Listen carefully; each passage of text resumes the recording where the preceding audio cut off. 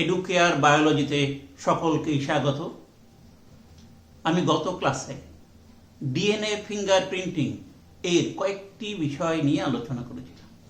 আজকে DNA fingerprinting এর last class. আজকে মূলত আমি কয়েকটি বিষয়ের উপর আলোচনা করব। প্রথমত আমি সংজ্ঞার কথাটি যাব, দ্বিতীয়ত এর পদ্ধতি, আর তৃতীয়ত এর ব্যবহারিক প্রয়োগ।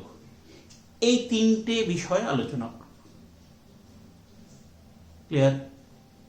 তা ডিএনএ ফিঙ্গারপ্রিন্টিং কি বা কাকে বলে?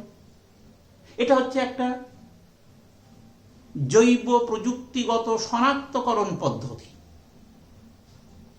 যে পদ্ধতিতে কোনো ব্যক্তির দেহের নমুনা, দ্যাট ইজ কি রক্ত, বীর্য, লালারস, ত্বক, এই নমুনা থেকে ডিএনএ সংগ্রহ করে রেস্ট্রিকশন এন্ডোনিউক্লিয়াস উৎসেচকের সাহায্যে ডিএনএকে খণ্ডে খণ্ডে বিভক্ত করা হয় এবং এই ডিএনএ খণ্ডগুলোকে বলা হয় ভিএনটিআর, variable number of tandem repeats.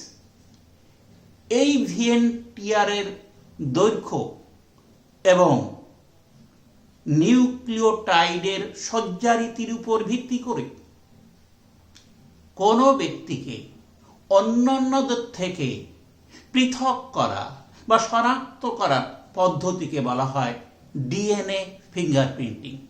এর আরেক নাম ডিএনএ প্রোফাইলিং, আরেক নাম ডিএনএ টাইপিং বা আরেক নাম ডিএনএ ব্যান্ডিং।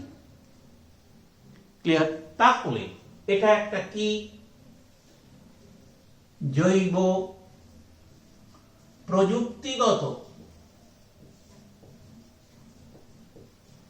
শনাক্তকরণ পদ্ধতি। শনাক্তকরণ পদ্ধতি, যে পদ্ধতিতে কোনো ব্যক্তির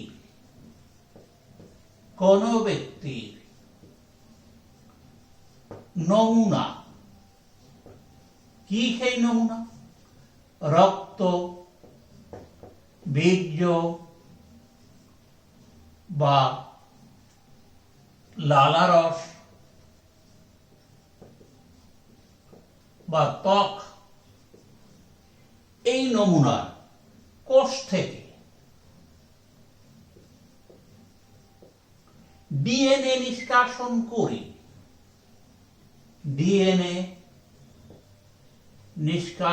করে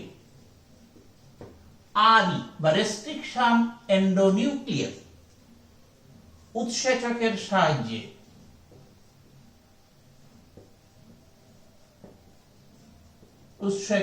সাহায্যে খণ্ডিত করে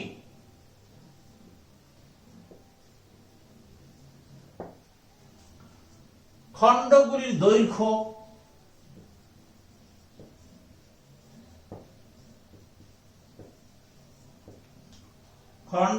দৈর্ঘ্য এবং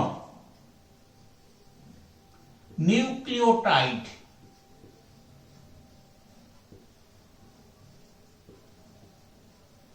সজ্জারীতির উপর ভিত্তি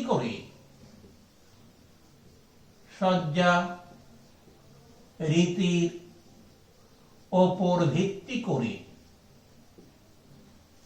কোনো ব্যক্তিকে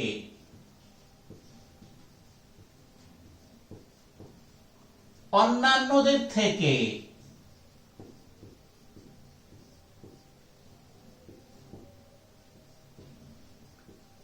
পৃথকভাবে চিনতে বা শনাক্তকরণে সাহায্য করে। পৃথকভাবে চিনতে বা শনাক্তকরণে সাহায্য করে, তাকে বলা হয় ডিএনএ ফিঙ্গারপ্রিন্টিং বা ডিএনএ টাইপিং বা ডিএনএ প্রোফাইলিং বা বলা যেতে পারে ডিএনএ ব্যান্ডিং। এর একটা বড় সংজ্ঞা। এবার এর কিছু পদ্ধতি আছে। এর যে পদ্ধতির সাহায্যে এই ডিএনএ ফিঙ্গারপ্রিন্টিং করা হয় সেই পদ্ধতি আমি এবার আলোচনা করব।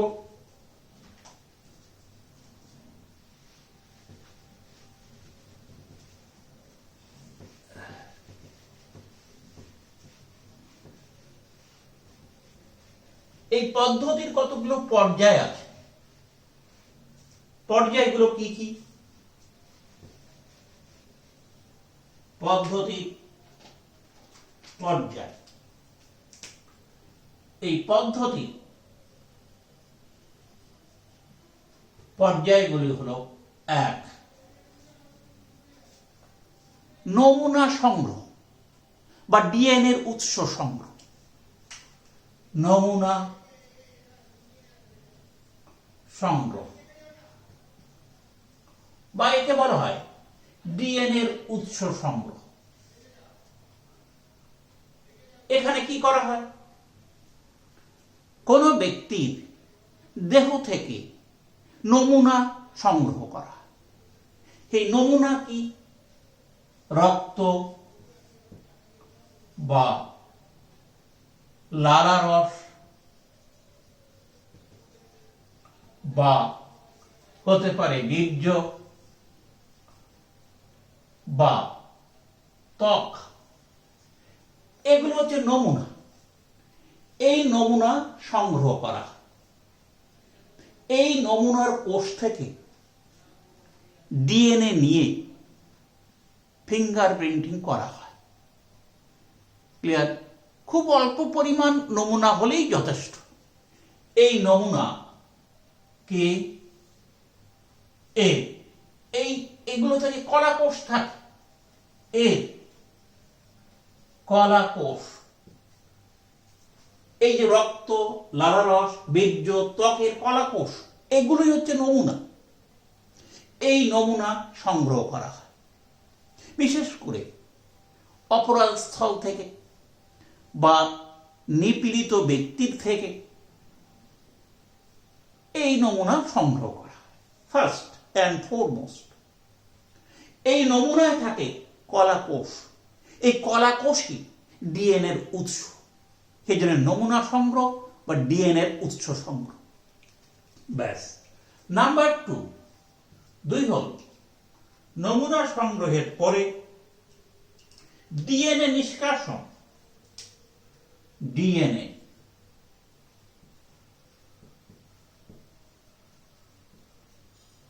নিষ্কাশন। এই নমুনার কলাকোষ থেকে, এই যে কলাকোষ, এই কলাকোষ থেকে কি বিশেষ পদ্ধতিতে ডিএনএ নিষ্কাশন করা হয়। কি সেটা? High speed refrigerated ultra centrifugation. এই পদ্ধতিতে হাই স্পিড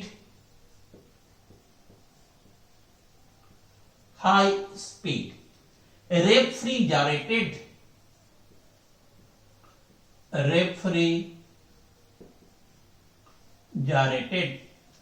আলট্রা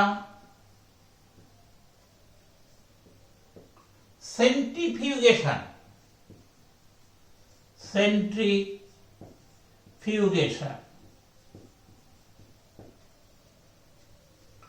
এই পদ্ধতিতে এই কলাকোষ থেকে ডিএনএ নিষ্কাশন করা হয়।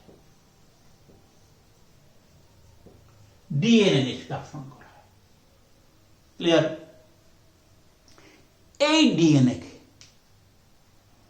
এক বা একাধিক রেস্ট্রিকশন এন্ডোনিউক্লিয়াস দ্বারা খণ্ডিত করা হয়। তাহলে তারপর নেক্সট 3 নম্বর, ডিএনএ খণ্ডীভবন।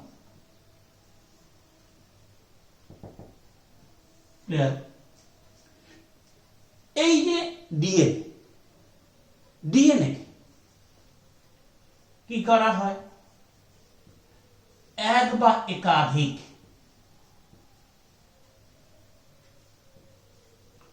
কি দ্বারা? আরই রেস্ট্রিকশন এন্ডোনিউক্লিয়াস দ্বারা কি করা হয়? খণ্ডিত করা হয়। ক্লিয়ার? এই যে খণ্ডিত করা হয়, লক্ষ্য রাখতে হয় যেন এই যে খণ্ডগুলোকে বলা হয় VNTRS, variable number of tandem repeats. বহুদিন বলেছিলাম এখন এই খণ্ডিত করার সময় লক্ষ্য রাখতে হয় যেন এই VNTRS এর নিউক্লিওটাইড সজ্জারীতি পরিবর্তিত না হয়, এটা বিশেষভাবে খেয়াল রাখতে হয়। আবার বলি, খণ্ডিত করার সময় আরই দ্বারা লক্ষ্য রাখতে হয় VNTR এর নিউক্লিওটাইডের সজ্জারীতি যেন পরিবর্তিত না হয়। এবার চতুর্থ পর্যায় কি? সেটা এই VNTR গুলোকে দৈর্ঘ্য অনুযায়ী পৃথক করা হয়। কি পদ্ধতিতে? ইলেকট্রোফোরেসিস পদ্ধতিতে। তাহলে ইলেকট্রোফোরেসিস পদ্ধতিতে VNTRS পৃথকীকরণ কি করা হয়? এখানে ইলেকট্রোফোরেসিস পদ্ধতিতে এই VNTR গুলিকে 11 জেল এর উপর দিয়ে চালনা করা হয়। ক্লিয়ার? ফলে এই VNTRS গুলি তাদের দৈর্ঘ্য অনুসারে ওই 11 জেলের উপর সজ্জিত হয়, পৃথক হয়ে সজ্জিত হয়। সুতরাং এই VNTRS গুলিকে কি 11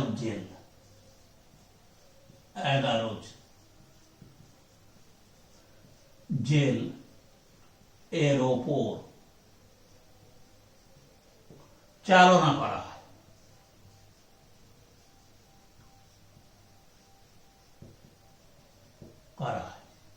ফলে দৈর্ঘ্য অনুযায়ী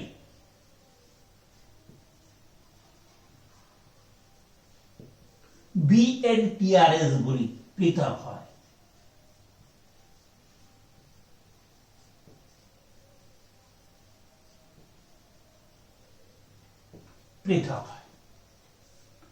হলো। এবার এই যে VNTRS এগুলো দ্বিতন্ত্রী, এগুলোকে একতন্ত্রীতে রূপান্তরিত করা হয়, যাকে বলা হয় ডিনেচুরেশন। Next, number 5, ডিনেচুরেশন।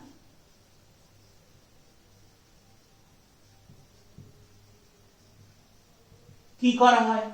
এই VNTR গুলির ওপর ক্ষারীয় দ্রবণ প্রয়োগ করা হয়। এই VNTRS এগুলোর ওপর কি দেওয়া হয়? ক্ষারীয় দ্রবণ। ফলে কি হয়? দ্বিতন্ত্রী ডিএনএ একতন্ত্রীতে পরিণত হয়। দ্বিতন্ত্রী ডিএনএ একতন্ত্রীতে পরিণত হয়। ব্যাস, এই হলো ডিনেচুরেশন। এবার নাম্বার 6, 6 নম্বর পদ্ধতি।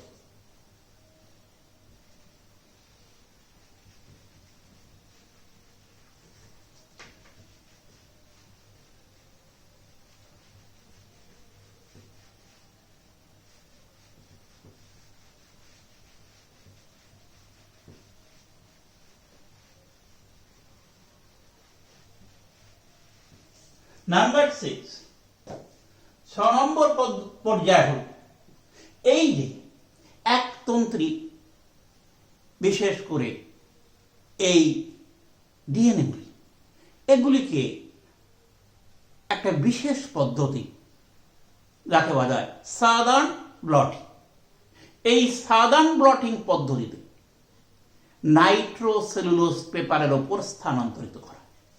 নেক্সট পদ্ধতি হলো সাদার্ন ব্লটিং।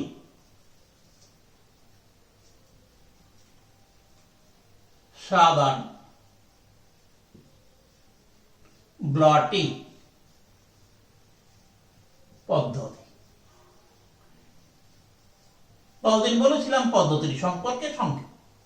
আচ্ছা, এই পদ্ধতিতে একতন্ত্রী ডিএনএ বা একতন্ত্রী ডিএনএ বা ভিএনটিআর গুলিকে কোথায় নাইট্রোসেলুলোজ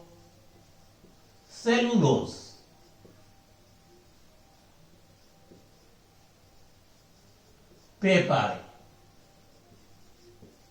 স্থানান্তরিত করা হয়। পেপার বা পর্দা বলা হয়, নাইট্রোসেলুলোজ পেপারে বা পর্দায় স্থানান্তরিত করা হয়।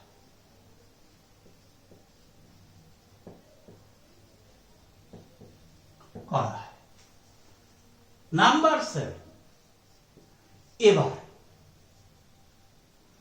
এই যে একতন্ত্রী ভিএনটিআর এর সঙ্গে এর সংকরণ করা হয়। নেক্সট ডিএনএ সংকরায়ন। কিভাবে সংকরণ করা হয়? এই যে নাইট্রোসেলুলোজ পেপারে বা পর্দায় যে একতন্ত্রী ডিএনএ থাকে তার সঙ্গে নির্দিষ্ট একতন্ত্রী ডিএনএ প্রোব যুক্ত করা হয়। অর্থাৎ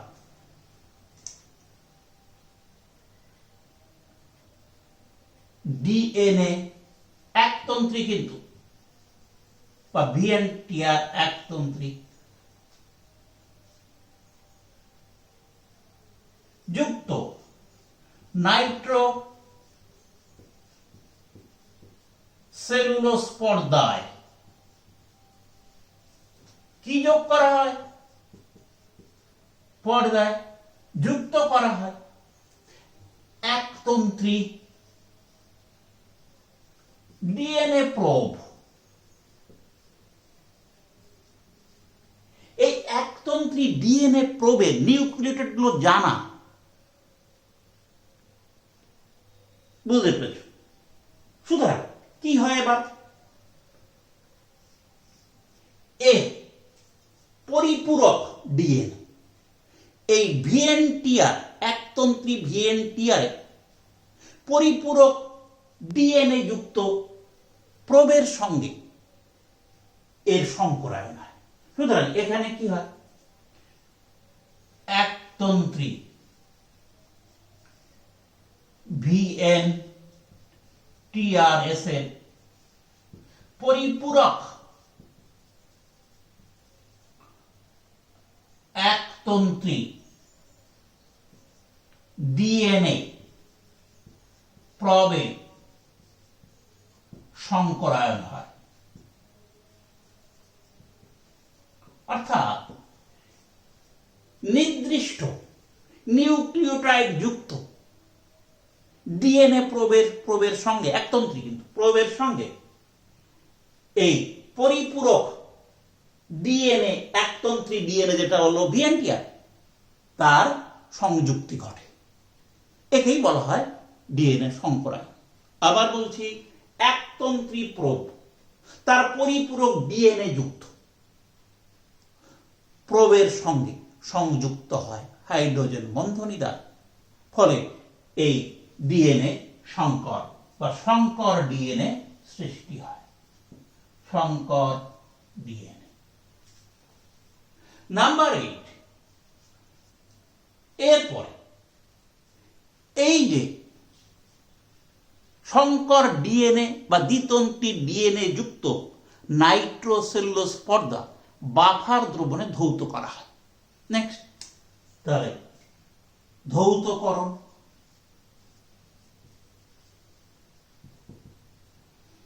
কি ধৌতকরণ?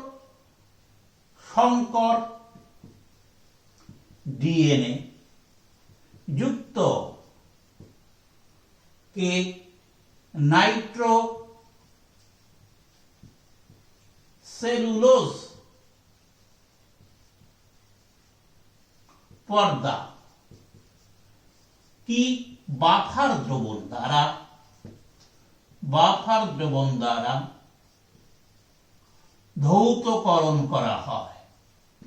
এই ধৌতকরণের ফলে অতিরিক্ত একতন্ত্রী ভিএনটিআর কি হয়? এর ফলে অতিরিক্ত একতন্ত্রী VNTRS ও অতিরিক্ত প্রোব কি হয়? অপসারিত হয়। শুরু করে থাকে এই সংকর ডিএনএ, দ্বিতন্ত্রী সংকর ডিএনএ পড়ে থাকে ওই পর্দায়। এবার নাম্বার 9,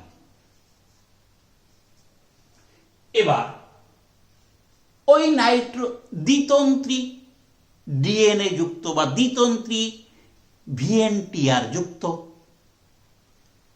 যে নাইট্রোসেলুলোজ পর্দা, তাকে এক্স রে ফিল্ম দ্বারা আবৃত করা হয়। একে বলা হয় auto radiography. Next, auto radiography.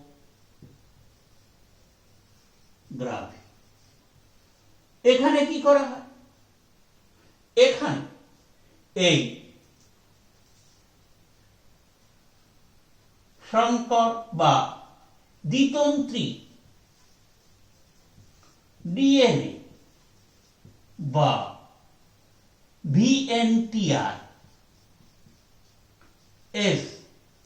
একে যুক্ত করা হয় প্লাস এক্স রে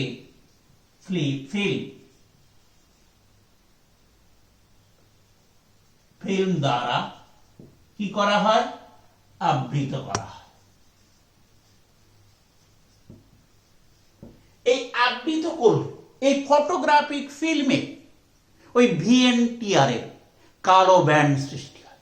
এবার কি হয়? এক্স রে ফিল্মে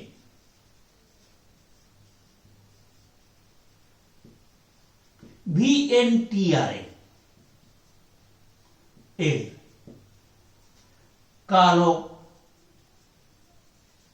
ব্যান্ড সৃষ্টি হয়। এই কালো ব্যান্ডই হচ্ছে ডিএনএ প্রোফাইলিং বা ডিএনএ ফিঙ্গারপ্রিন্টিং। এভাবে ডিএনএ ফিঙ্গারপ্রিন্টিং করা হয়। ক্লিয়ার? এলো পদ্ধতি। এবার এই পদ্ধতি ব্যবহারিক প্রয়োগ। নেক্সট,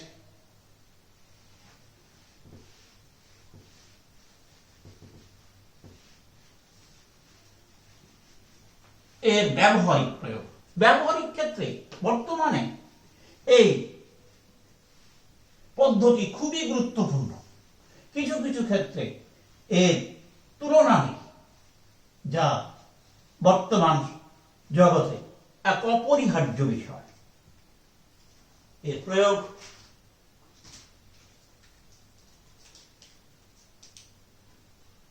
ব্যবহারিক প্রয়োগ। কতকগুলি ক্ষেত্র, যেমন 1 নম্বর অপরাধী শনাক্তকরণ। অপরাধী শনাক্তকরণ।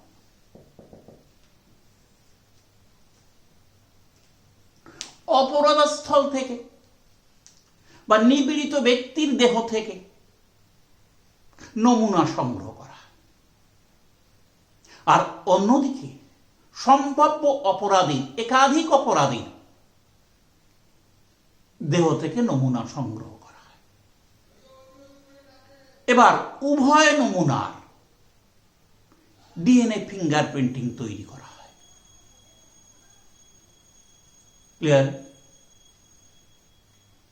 এইবার প্রাপ্ত ওই অপরাধীদের দেহে প্রাপ্ত বিভিন্ন যে কয়েকজন অপরাধীর দেহে প্রাপ্ত ডিএনএ ফিঙ্গারপ্রিন্টিং এর সঙ্গে অপরাধস্থল থেকে সংগৃহীত ডিএনএ তুলনা করা হয়। যার সঙ্গে মিলে যায় তাকেই অপরাধী হিসাবে শনাক্ত করা হয়। একদম বলা যেতে পারে মোক্ষম পরীক্ষা, এর কোনো বিকল্পই নেই। সেই জন্যে বর্তমান জগতে বিভিন্ন অপরাধীকে শনাক্ত করার জন্য এই পদ্ধতি একান্ত আবশ্যক। শুধুমাত্র মনোজাইগোটিক টুইন বা সদৃশ যমজের ক্ষেত্রে এই পদ্ধতিটি গ্রহণযোগ্য নয়। তাছাড়া আর বেশিরভাগ ক্ষেত্রে অপরাধী শনাক্তকরণের জন্য এটাই একমাত্র গ্রহণযোগ্য পদ্ধতি। তাহলে কি করা হয় এখানে? এক, নমুনা কোথা থেকে? অপরাধস্থল থেকে বা নিপীড়িত ব্যক্তির থেকে নমুনা নিয়ে কি তৈরি করা হয়? ফিঙ্গারপ্রিন্টিং।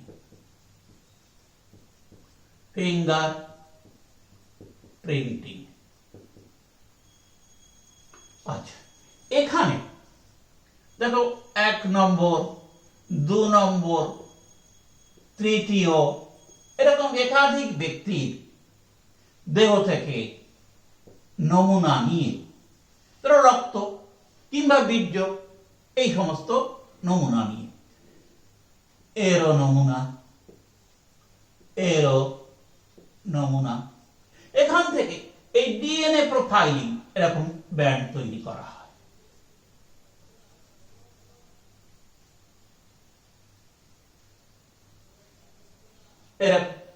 এবার এর দেহ থেকেও তৈরি করা হয়। দেখা যাচ্ছে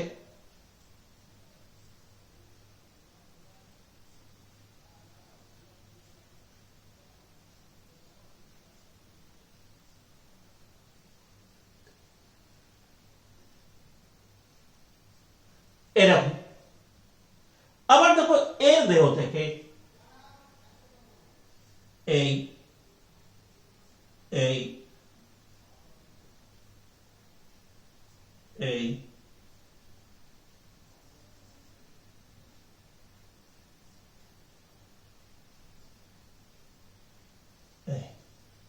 আবার দেখো এখান থেকে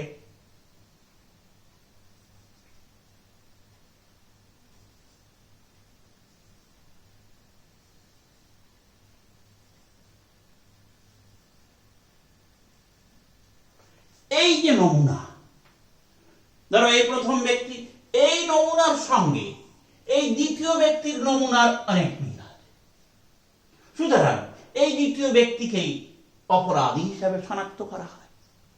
এমনি ভাবে এই অপরাধস্থল থেকে সংগৃহীত নমুনার ডিএনএ ফিঙ্গারপ্রিন্টিং এর সঙ্গে এই ব্যক্তির গুলির, যাদেরকে সম্ভাব্য অপরাধী হিসেবে চিহ্নিত করা হয়েছে, তাদের ডিএনএ ফিঙ্গারপ্রিন্টিং এর তুলনা করে অপরাধী শনাক্তকরণ করা হয়।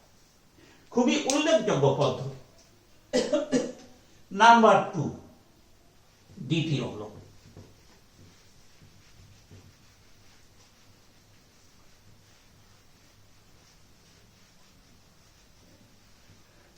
হল পিতৃত্ব মাতৃত্ব নির্ধারণ। 2, পিতৃত্ব মাতৃত্ব নির্ধারণ। মূলত পিতৃত্ব নির্ধারণ নিয়ে সমস্যা দেখা দেয়। সেই জন্য পিতৃত্ব নির্ধারণের ক্ষেত্রেই বেশিরভাগ ক্ষেত্রে এটা প্রযোজ্য হয়। এখানে মা, শিশু এবং সম্ভাব্য পিতা সম্ভাব্য পিতা, ধরো একাধিক হতে পারে, 1 2 3।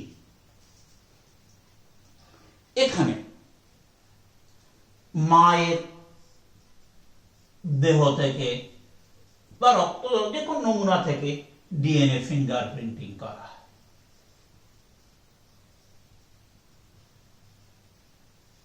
ক্লিয়ার? শিশু এরও ডিএনএ ফিঙ্গারপ্রিন্টিং করা হয়। এবার এখানেও ডিএনএ ফিঙ্গারপ্রিন্টিং, এ সকলেই ডিএনএ ফিঙ্গারপ্রিন্টিং, ডিএনএ ফিঙ্গারপ্রিন্টিং করা হয়। যেহেতু শিশু এর অর্ধেক ডিএনএ হাফ ডিএনএ পায় কার থেকে? মাতার থেকে, আর হাফ ডিএনএ পিতার থেকে পায়। ক্লিয়ার? এই হাফ ডিএনএ এর যে কোনো একজনের থেকে সে পাবে। ক্লিয়ার?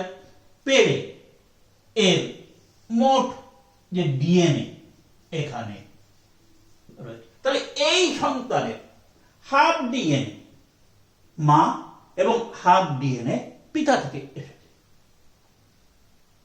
এবার এখানে দেখা যায় যে মায়ের ক্ষেত্রে তো প্রশ্ন কম, কারণ মা আমরা পিতাকে, সম্ভাব্য পিতাকে, এর 50% মা থেকে এসেছে, আর 50% যে পিতা থেকে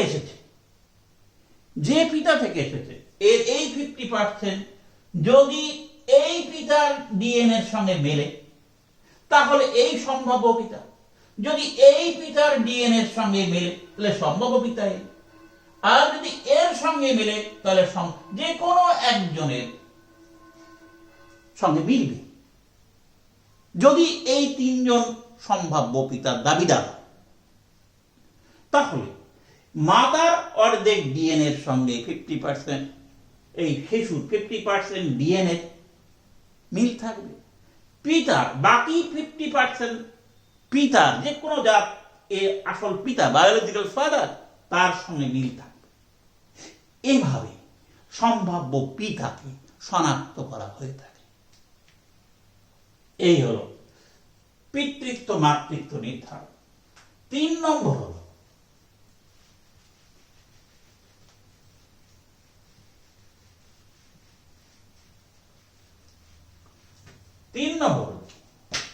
দুজন ব্যক্তির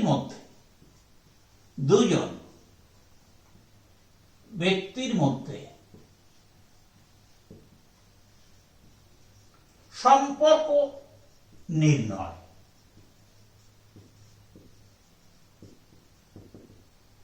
এখানে দুজনের ফিঙ্গারপ্রিন্টিং এর তুলনা করে তাদের পারস্পরিক সম্পর্ক, পারিবারিক সম্পর্ক নির্ধারণ করা হয়ে থাকে।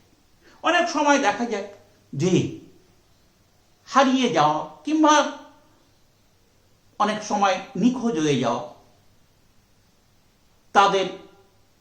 তার পরিবারের সঙ্গে, কোন পরিবারের সঙ্গে তার সম্পর্ক আছে, এটাকে জানার জন্য দুজন ব্যক্তি ডিএনএ টাইপিং বা প্রোফাইলিং করে দুজন ব্যক্তির মধ্যে যে সম্পর্ক আছে সেটা নির্ধারণ করা যায়। নাম্বার 4 হল বংশগত রোগ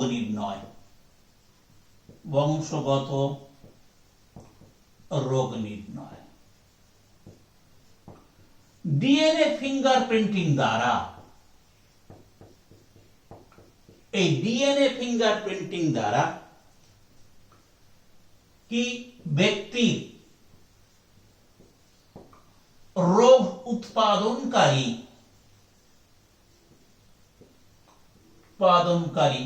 জিন শনাক্ত করা যায়। শনাক্তকরণ, তারপর সেই জিনকে কি জিন থেরাপি দ্বারা কি করা হয়? তাকে দেহ থেকে বহিষ্কার করা হয়। করে জিন থেরাপি দ্বারা ক্ষতিকারক জিন অপসারণ করা হয়।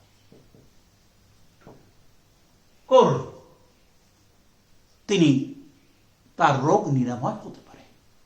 সুতরাং রোগ নিরাময় এবং রোগ নির্ণয়ের ক্ষেত্রেও এটা গুরুত্বপূর্ণ।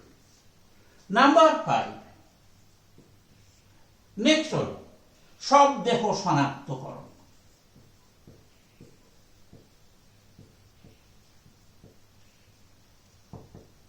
অনেক সময় দেখা যায় সব দেহ এমন বিকৃত হয়ে যায় বাইরের থেকে দেখে বোঝা যায় না। তখন সেই বিকৃত সব দেহকে শনাক্তকরণের জন্য তার ডিএনএ ফিঙ্গারপ্রিন্টিং দরকার হয়। সুতরাং বিকৃত সব দেহের ডিএনএ ফিঙ্গারপ্রিন্টিং দ্বারা সব দেহের সঠিক শনাক্তকরণ সম্ভব হয়। নাম্বার 6, এবার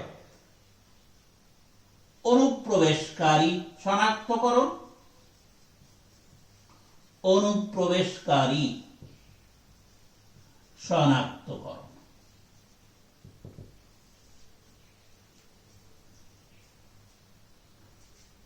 কোন এই ডিএনএ ফিঙ্গারপ্রিন্টিং দ্বারা কোন ব্যক্তির জাতি, তার উৎপত্তি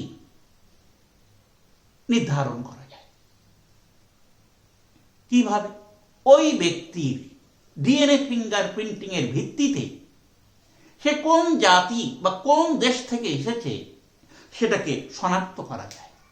ফলে কোন দেশে কোন অনুপ্রবেশকারী ঢুকলে তাকে শনাক্ত করতে এই ডিএনএ ফিঙ্গারপ্রিন্টিং ব্যবহৃত হয়। নাম্বার 7, লাস্ট পয়েন্ট, মানব বিবর্তন। মানব বিবর্তন